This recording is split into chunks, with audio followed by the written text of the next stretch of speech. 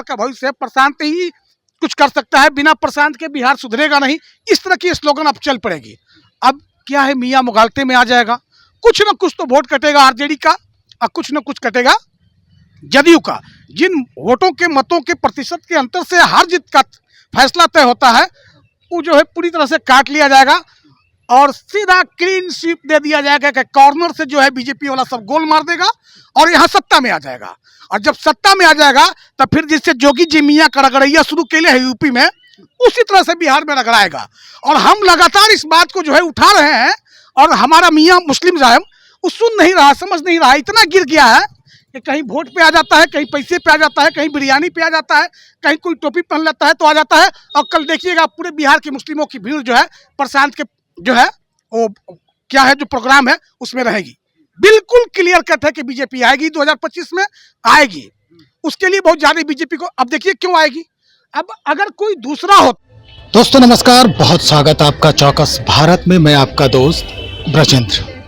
जिस तरह से सभी पार्टियां विधानसभा चुनाव को लेकर अपनी जमीन मजबूत करने के फिराक में लगी है, तो भाई आम जनता भी इस बाबत बहुत कुछ सोच रही है।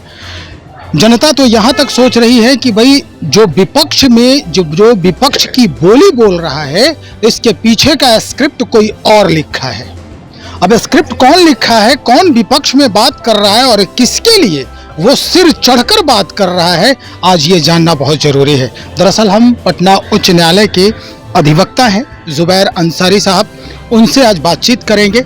और हम जहाँ पे खड़े हैं वो उच्च न्यायालय के जो ग्राउंड है उसके ठीक आगे ही हैं हम लोग। गेट नंबर 5 है और हमारे पीछे आप देख सकते हैं एक तरफ प्रशांत किशोर जी की तस्वीर दिख रही है और दूसरे तरफ भारतीय जनता पार्टी के जो बैनर हैं वो दिख रहे हैं।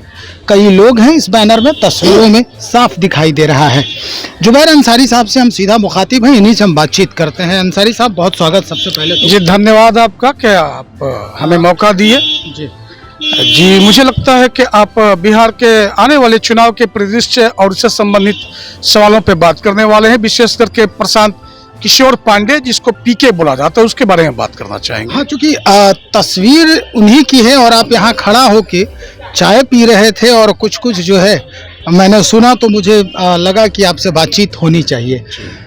अंसारी साहब, क्या लग रहा है जो माहौल है राजनीति का, जो परिदृश्य बन रहा है, इससे क्या लगता है आपको, किस तरह का परिदृश्य सामने आएगा चुनाव के वक्त? जी सारी पार्टियां चुनाव आने से 6 महीना पहले तैयारी करती है, लेकिन बीजेपी एक ऐसी पार्टी है, पार्टी विद द डिफरेंस है, ये सालों भर चुनाव के मूड में रहती है और स्ट्रैटेजी अपना बनाती है।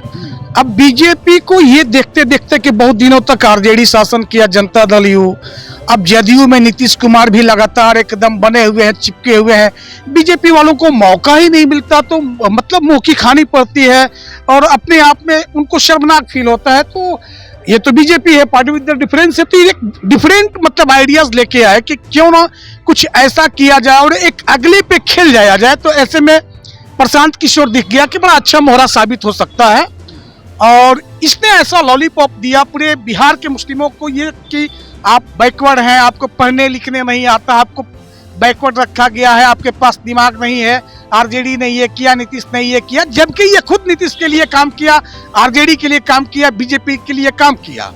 ये तो प्रोफेशनल है, बट इसको भी कुछ लगा कि अगर बीजेपी के लिए कुछ एक्स्ट्रा कर देते हैं, स्ट्रैटेजी एडॉप्ट करते हैं तो हो सकता है बीजेपी मुझे रिवार्ड देगी।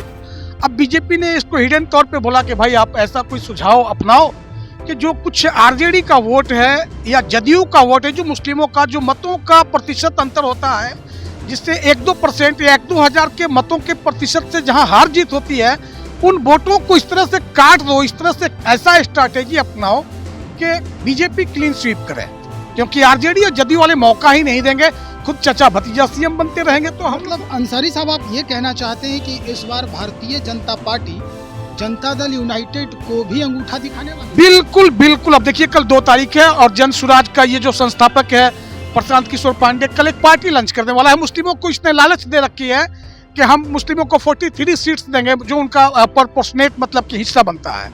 अब आप देखेंगे कि किराए पे आदमी आएगा, पूरी गाड़ियां आकर के गांधी मैदान जाम हो जाएंगी और जो कौन भवन है वो गांधी मैदान के पास जो नई बनाए हैं, उनका तो प्रोग्राम जो है वो वेटनरी, अच्छा वेटनरी कॉलेज में गांधी सभागार है, कुछ बना है बापू टावर, अच्छा वो पूरी भर जाएगी और वहाँ पे पार्टी लंच करेंगे। मुस्लिम जो भी मुस्लिम मिलता है, जिसको कभी मौका नहीं दिया आरजेडी, जिसके लिए लोग आरजेडी के लिए काम किया है, जदयू के लिए काम किया है, कभी मौका नहीं मिला, तो सबको कह रखी है प्रशांत ने कि आप सबको टिकट देंगे हम।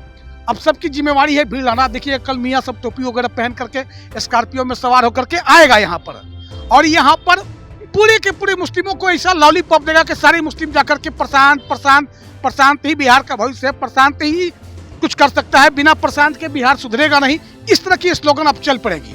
अब क्या है, मियाँ मुगालते में आ जाएगा, कुछ न कुछ तो वोट कटेगा आरजेडी का और कुछ न कुछ कटेगा जदयू का। जिन वोटों के मतों के प्रतिशत के अंतर से हार जीत का फैसला तय होता है, वो जो है पूरी तरह से काट लिया जाएगा और सीधा क्लीन स्वीप दे दिया जाएगा कि कॉर्नर से जो है बीजेपी वाला सब गोल मार देगा और यहाँ सत्ता में आ जाएगा। और जब सत्ता में आ जाएगा तब फिर जिससे जोगी जी मियाँ का रगड़ैया शुरू के लिए है यूपी में, उसी तरह से बिहार में रगड़ाएगा। और हम लगातार इस बात को जो है उठा रहे हैं और हमारा मियाँ मुस्लिम साहब वो सुन नहीं रहा, समझ नहीं रहा, इतना गिर गया है कि कहीं वोट पे आ जाता है, कहीं पैसे पे आ जाता है, कहीं बिरयानी पे आ जाता है, कहीं कोई टोपी पहन लेता है तो आ जाता है। और कल देखिएगा पूरे बिहार के मुस्लिमों की भीड़ जो है प्रशांत के जो है वो क्या है जो प्रोग्राम है उसमें रहेगी। बिल्कुल क्लियर कट है कि बीजेपी आएगी 2025 में, आएगी। उसके लिए बहुत ज्यादा बीजेपी को, अब देखिए क्यों आएगी। अब अगर कोई दूसरा होता, अगर बीजेपी अगेंस्ट में कंपेन कर रहा होता, अगर बीजेपी को नुकसान होती तो उसके दरवाजे सीबीआई जाती, ईडी जाती, इनकम टैक्स का नोटिस जाता और सतर्कता आयोग क्या क्या नहीं सब कुछ लगा दिया जाता। देखो सीएम तो सब परेशान रहता है, ममता परेशान रहती है, केजरीवाल परेशान रहता है, आई प्रशांत किससे शांत रहता है? एकर सोर्स ऑफ इनकम क्या ही पता लगाया कभी बीजेपी वाला, सेंटर वाला कभी लगाया? इसको खुला छूट शहर की तरफ घूमने के लिए पूरे बिहार क्यों दे दिया गया है? इसके पीछे रीजन है कि ये जो भी काम कर रहा है उससे बीजेपी को फायदा है, समझ गए ना। लेकिन अगर सर ये राजनीतिक पार्टी जो है के रूप में अगर जनसुराज आ जाती है तो ये जो बयान देते रहे हैं दो वर्षों से कि भाई पलायन रोक देंगे, बिहार के लोग बेरोजगारों को यही रोजगार मिलेगा, शराबबंदी जो है वो बिल्कुल समाप्त कर दी जाएगी, स्मार्ट मीटर बदल जाएगा, उसके बाद जो सर्वे में जो आपाधापी है इस पर रोक लगेगा, तो भाई आप कहाँ इसको डाइवर्ट कर रहे हैं? ये बिहार में जो बाढ़ आई है उसको भी रोक देगा, जो नेपाल से पानी आ रही है ऐसे हाथ करेगा और रुक जाएगा। मतलब इसके पास चमत्कारिक आइडिया है और किसी के पास है ही नहीं, पूरी प्रतिभा लेके यही पैदा हुआ और सब बेहुदा है और कुछ समझता नहीं है। ये बाढ़ को ऐसे रोक देगा, ईश्वर रोक दो, इतना चमत्कारिक है, बदल देगा। अरे यार बदलने के लिए विजन लेकर के पब्लिक में जाकर के उनको समझाया जाता है, तब कहीं जाकर के जनमानस में सुधार आती है, तब कहीं व्यवस्था में बदलाव आती है, तब कहीं जाके सत्ता बदलती है। वो तो ये हटेगा वो बनेगा, वो हटेगा वो बनेगा, यही चलेगा। क्या है कि कैसे बिहार के जो बाढ़ को है नेपाल से पानी आ रही रोक देगा, इसके पास है आइडिया? पूछे हैं, पूछ लीजिए तो। कैसे बेरोजगारी खत्म कर देगा? है कोई आइडिया? है कोई आइडिया? कभी बीजेपी वालों से सवाल पूछता है? कभी पूछा है? अभी लगाया है जो बहू का नहीं हुआ वो बिहार का क्या होगा। अरे यार इंडिविजुअल मामला है, तेज प्रताप उसको छोड़ा नहीं छोड़ा, हम अपनी बीवी से कैसा रिश्ता रखते हैं नहीं रखते हैं, इंडिविजुअल मामले को पब्लिक डोमेन में ले आओगे, राजनीति का स्तर इतना घटिया हो जाएगा।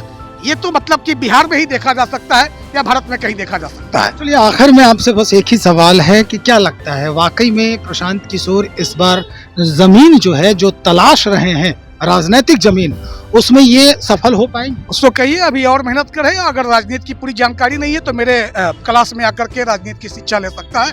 मेरा नाम जुबैर अंसारी है। एक मुलाकात जिंदगी पे भारी पड़ती है। धन्यवाद। जुबैर अंसारी हैं, अधिवक्ता हैं पटना उच्च न्यायालय के। भाई जो इनके जहन में बातें थी, जितनी बातें थी, खास करके राजनीति और राजनीतिक जो पुरोधा हैं उनको लेकर, इन सारी बातों को इन्होंने आपके सामने स्पष्ट कर दिया है।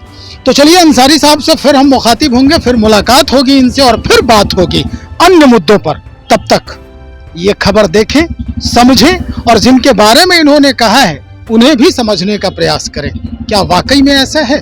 सवाल यही है। बने रहिए मेरे साथ, बहुत शुक्रिया।